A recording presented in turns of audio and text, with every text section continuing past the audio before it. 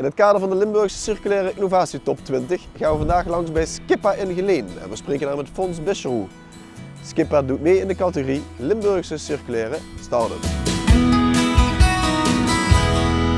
Van harte dank om ons hier te ontvangen in Geleen. Om te beginnen, zou u kort uw bedrijf kunnen voorstellen? Skippa is een initiatief van HBI Bisscheroe.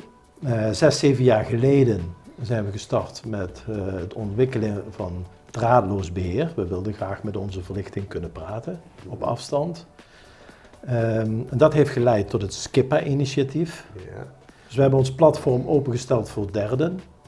En in dat Skippa-initiatief hebben inmiddels meer dan 40 bedrijven zich aangesloten. Wat drijft u als ondernemer om bezig te zijn met duurzaam, circulair ondernemen? Dat is zo gegaan, een jaar of 10 geleden is HBI Bisscheroe een why-onderneming geworden. En we hebben 2 gulden regels. De eerste is, wij geloven in duurzaamheid door innovatie.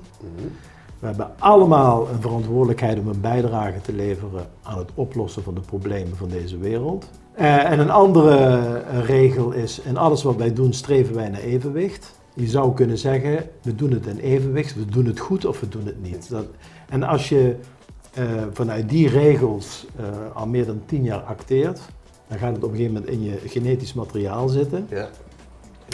En dan wordt het eigenlijk de driver voor alles wat je doet. Okay. Waarom zal Light as a Service deze circulaire innovatie volgens u succesvol worden? Of zou het moeten worden? Nou, wij denken dat die een goede kans heeft om succesvol te worden. Omdat we met Light as a Service, gecombineerd met draadloos beheer, eigenlijk dat wat nu gebeurt 180 graden omdraaien.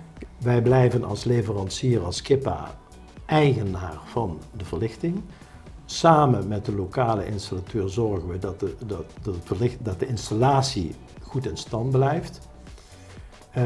Wij zorgen aan de voorkant dat onze adviseurs de beste oplossing daar neerleggen, een goed plan maken vanuit kwaliteit, comfort, veiligheid, energiebesparing, circulariteit.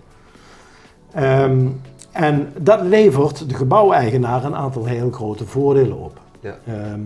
Om te beginnen, hij wordt helemaal ontzorgd. Het helpt de gebouweigenaar te voldoen aan de enorme strenge regelgeving die er al is en die er aankomt. Dus dat is een enorme uitdaging waar Skippa bij helpt. Een ander groot voordeel is de aanschaf is geen investering meer, het worden operationele kosten. Ja, precies. Daarbij zijn wij op de achtergrond, samen met de installateur, dat gebouw draadloos in de gaten aan het houden. Met die data die wij verzamelen kunnen we op een gegeven moment onderhoudsmomenten aanzien komen, kunnen we ingrijpen voordat het te laat is. En zo blijft zo'n gebouw eigenlijk automatisch up-to-date. Technisch gezien is Skippa er klaar voor. Juridisch gezien moet het nog een keertje vertoond worden. Dat is een droom die volgens u op korte termijn realiteit moet worden. Nou, we moeten wel veranderen. Als we blijven zitten, dan halen we onze doelstellingen niet. Nee. En de uitdagingen zijn enorm. Dus we moeten aan de bak. En de wet en regelgeving gaat ons die kant op duwen. En daar is deze innovatie een unieke kans voor. Absoluut, die gaat daar heel erg bij helpen. Dank u wel. Dank u wel.